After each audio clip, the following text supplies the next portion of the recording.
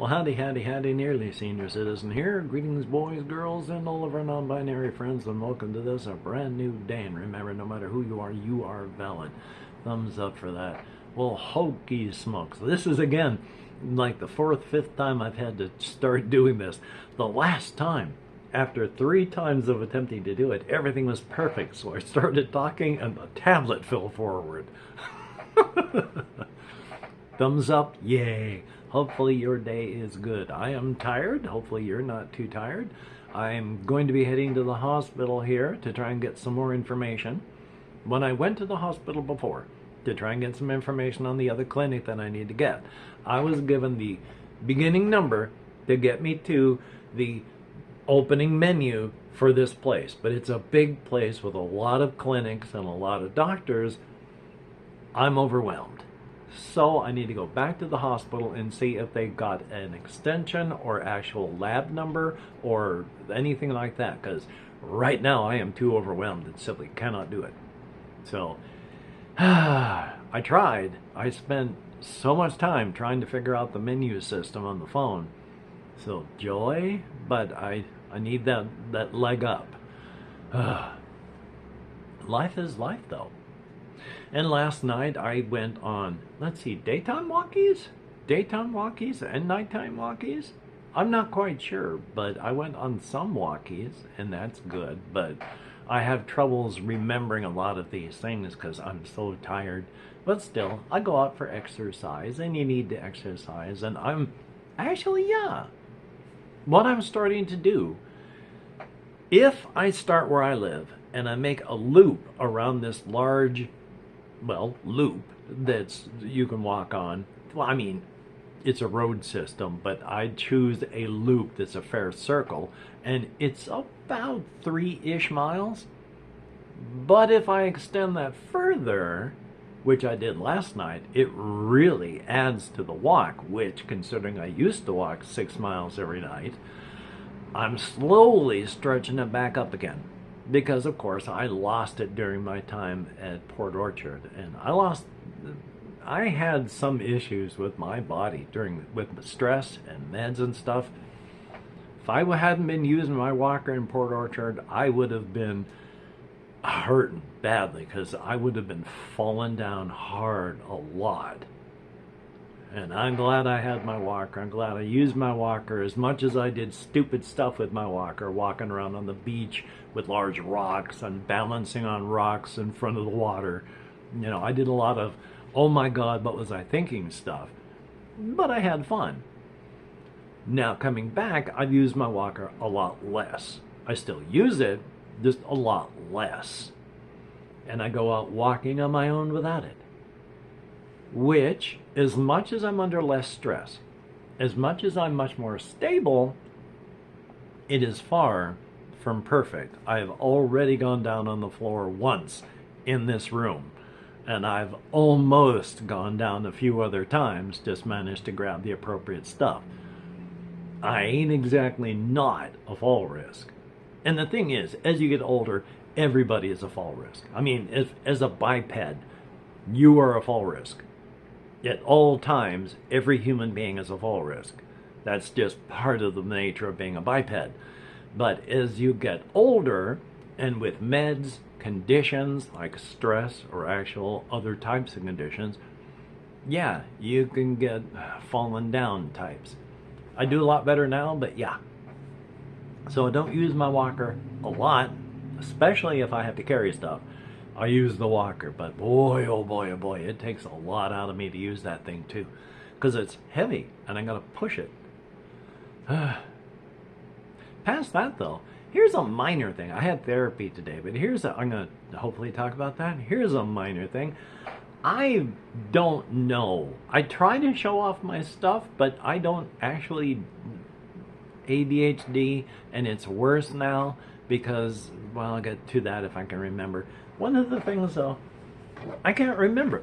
This is season 2, part of season 2, and they're up to season 3, and I want to get all of season 1, but this is part of season 2, and this is basically the movie Alien, where you're on a ship and you're trying to escape the beastie that way. Oh boy. Both the location and the quote-unquote evil morph have a lot of rules. In the first set, season 1, the first one with Hans Gruber and I can't even remember where it takes place, but for special rules, none. For this one, 4 pages for the location, because it's a ship. 4 pages for the character, because there's contagion. So, man. And then, of course, you got the 2 final girls. Each time you win with a character, you're supposed to open up one of these envelopes that comes with each set. It comes with each set, and it unlocks a special weapon for that character that they can have from that point on. I haven't won yet, so I haven't opened up any of my envelopes that have the special weapons in them. There's almost too many fiddly bits with Final Girl. It's right on the edge. I can set it up, and I can actually play a little bit of it before I use up all my energy. Stuff like, well, I don't have it here, but Age of Galaxy, that one has so many little fiddly pieces that it is really hard to get set up and still have energy left to play. I keep trying Bag of Dungeon because I ranted about this one the other day. I'm pissed at the developers and how they wrote the rules. The game is good. The game suffers because of the developers. But I'm trying my best to figure out and play it. One of the big things is there is ambiguity in the rules about playing more than one character. Because if you play with several people, you go person to person to person with their character to character to character. They have a certain number of action points. And if you play solo, you play all the characters. Do you play them one at a time? And then you can only go on to the next character when you use up those action points? Or can you split them up because it's part of all the large group and you're the only player so that you can move them here, save an action point, get something up here, get things ready, and then have use. Doesn't say. And when you go to their website, the YouTube channel on how to play, they show you how to play with one character. Not multiples, just one. So, again, still irate. Still irritated at the developers. Good game is good. Still trying to learn. Still trying to figure things out. But I've been making up play mats for absolutely as much as I've got. I've got a play mat for Mini Rogue. There's even some mild questions with that because I'm not... Somebody in comments had said that if you make it to the door and the boss isn't there, you just continue descending. I don't know if that's a real rule or a house rule because I can't really find it in the actual rules. It's kind of unclear. And it doesn't seem... The rules don't seem to make that part clear. But I am more than willing to try it because otherwise you just end up there and you're stuck. If you have to fight the boss and it's not flipped over, you can't. But I guess you can just descend without fighting a boss? Considering you have a stack of 3 bosses on top of the 4th boss, I mean, it's supposed to take like, maybe a half hour, 45 minutes, but if you're descending like 8, 9, 10 of these levels, how long is that going to take? Quite a time, I would think. Still, I mean, if that's the way it's played, I'll try it. If not, I'm going to keep searching. I only know what my brain feels like. My brain doesn't feel weird or bizarre to me. It just feels like my brain. But I also understand that I have a neurodiverse brain, and of course my brain isn't going to feel different, it's just going to feel like mine. I wish at times I didn't have quite the neurodiverse brain that I have, so I could figure stuff out like this, but there you go. Still though, I want to check over here because I've got 2 things that I have been thinking of. One I started actually actively working on last night, and the other, I think it was, yes, just this morning I started to think about. One of them was for, if there was a game there is a game that I was watching on Let's Play where it's you are in charge of a building and you've got people coming in. If you've seen the game Papers, Please, it's, you've got a bizarre list of things that you got to check, and then the people that throw you things, you got to check to make sure everything's accurate before you let them through. In this case, they're doppelgangers, and if you let the doppelganger through, then you're going to die. The first game, the person playing it died. But then I was watching the actual screen, and it was like, wait a minute, because it said 4 doppelgangers caught. 3 doppelgangers made it through. I think he only came across 7 characters before he died. In which case that's 4 doppelgangers caught, and 3 of them that weren't caught. That's all of them. Are all the characters in the game doppelgangers? Because, of course, they will, wipe you out as well as other neighbors. But even with this, 4 of them caught, 3 of them made it through, no neighbors died. So with this little weird stuff going around in the bottom of my head, I started thinking of what happens in a semi-apocalyptic thing where during the daytime people come up and they come out and they do things. But they have an observation type thing to watch where they have actual people come up and they can see what's happening in the world out here. And there's this one person that's, doing observation, and up comes another individual who says, yeah, hi, they're a doppelganger. And no threat, no worry. They've already eaten someone. They're not a danger. They don't want the person behind there to come out. They just were walking by and, trying to get the digestion working. They live in another building. They're a doppelganger. They don't know they're a doppelganger in that building. But he's just digesting the person he ate and stopped by for a chat. And he's just going to head on back. And then that's all that happens. Just a little talk. When the person's freaked out about it, but then the next time, a couple days later, they're on observation, and there's that doppelganger again, who just comes over and is like, hey, hi, yeah, I recognize you. I'm not a human being. I am not a person. I eat human beings. I ate a human being before I came by, but I disguise myself as a human being. My body is a human being's body, even though I'm not human. And so, when I was walking by, I felt that little touch of, hey, I recognize that guy. And I thought I'd come over to say hi. Don't get up. In fact, if you even think of getting up to open up that door and letting me in, I'm leaving. I just stopped here for a chat. And so, down below, from watching tapes and stuff, people are going, you're really talking with this fellow. There's not a bad thing. But he's getting known as, the doppelganger is being friends with him. Because he is. It's like, like the doppelganger says, you've heard stories of people who befriended doppelgangers, and I as a doppelganger have heard stories of doppelgangers that have befriended human beings, but let me tell you, even if I were a human being and I had a doppelganger as a friend, there is no way I would let my guard down. I'm not asking you to come out of there.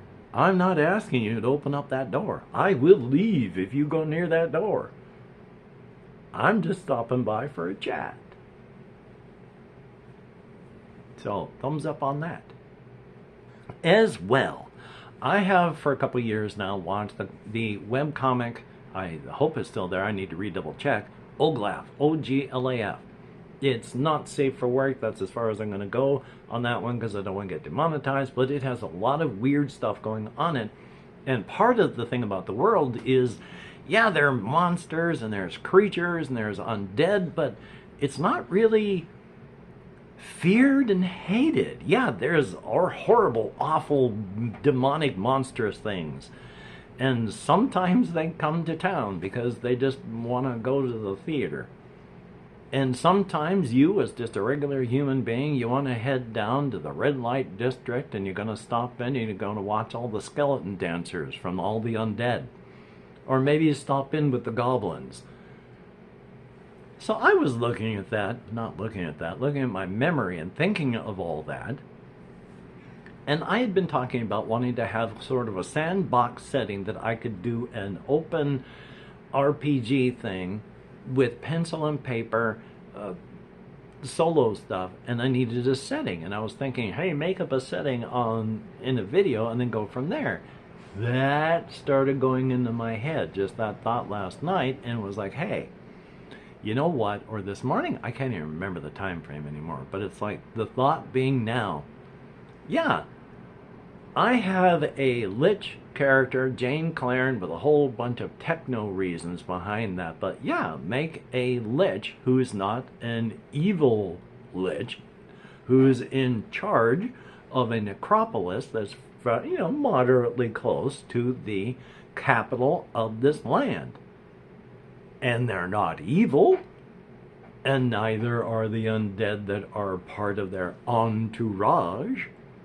And have a goblin place where the goblins and the orcs are, where largely they're not a problem. Of course, you're always going to have bandits and marauders and things like that, no matter what the species or race or type. So yeah, you're going to be fighting goblins, you're going to be fighting orcs, even if you've got, that orc village up there and they're pissed at the orc raiders too. That sort of stuff is going to happen. So I've really been thinking about this one.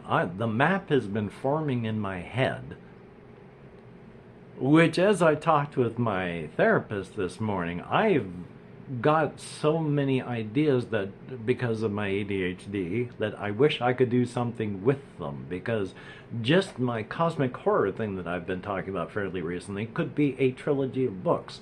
I have introduced characters, to myself, in my setting of the Inside-Outside Razor's Edge, that just to make them current could be a trilogy of books on their own. And now I've got this that's exploding. It's just for the RPG gaming, so that's not a thing, but hyperfixation in that fashion, yeah. So I'm going to be making, whether on channel or not, in video, drawing a map of it, placing some stuff, zooming in on the more regional area that's still going to be big, and then throwing in some stuff, leaving lots of empty space for exploration, but put in the major road type things, and then, hey, start adventuring from there. And even at that, gosh golly gee whiz, I can't even remember what I was thinking of. Oh yes, I was. There are all sorts of underground adventuring type things, and I started thinking of, there's like Jane Claren that I was talking about. He's the techno lich on his world, which is just a layer in the Inside-Outside Razor's Edge setting. He is researching how to become a lich on his own, and the city that he lives in, Tarokeen, is a growing capital of culture and all this. When he dies and is put inside of his crypt, for the process to continue, a long time passes, much, much longer than he ever thought. So when he wakes up in the context of the setting, his entire nation is a necropolis. The entire thing is just Tarokeen. And Tarokeen now just means necropolis. And the few people that are left, it's a couple thousand, it's a large nation, but they are much more interested in interring each other than in anything else. Not many more generations, no more human beings inside of this area. They're that fascinated with it. But Jane Claren, he wakes up and he doesn't know that he's technologically based, but he is a skeletal being. But in the context of this story, he would just be a lich that is not interested in power in an awful way, but was more interested in exploring things that only being a lich with an extended lifespan, he would be able to do so. Or they, who knows who they were before death. So, thumbs up for that. We'll go with that. And really, there's nothing else up there on my list that makes any sense, so we'll go with that. Yay! I am tired. Anyway, though, if you are a patron, thumbs up and thank you. It is greatly appreciated. You have brought me from a hurtin' monkey to a Christmas monkey being hosed on the regular to just a hurtin' monkey, and it is appreciated. Greatly, greatly appreciated. When you look in the mirror, realize that you're looking at someone who is both beautiful and awesome, physically, emotionally, mentally, and spiritually. And if you have left me a comment, thumbs up and thank you. I read as many as I can. YouTube doesn't show me as many as they're supposed to, but as many of the new comments that YouTube actually lets me know are there, I read them, thumbs up and heart them. If I can answer them with everything that's happening, I do, but if not, please remember that I do read and appreciate them. Thumbs up, thank you. So I gotta rush to the hospital to get some more information. I gotta try and make those phone calls. I got some editing to do. I've got just physical stuff to think about. I've got games that I still want to continue playing. And I want to show off for the channel with my placemats more and more. So I have plans. This has impacted my quality of life in such a negative fashion. It isn't even funny. Yay! So if you've watched this far, hey, Iron Helm in the comments, thumbs up, thank you. And for everybody that does, it is appreciated. I see it in the comments when you do write them down. It is appreciated. Thumbs up and thank you. So, until we meet again, you take care. Have a great day today. I will see you on the flip side, and that is indeed a very, very good thing. Yay! Nothing special here, just, yeah, you take care.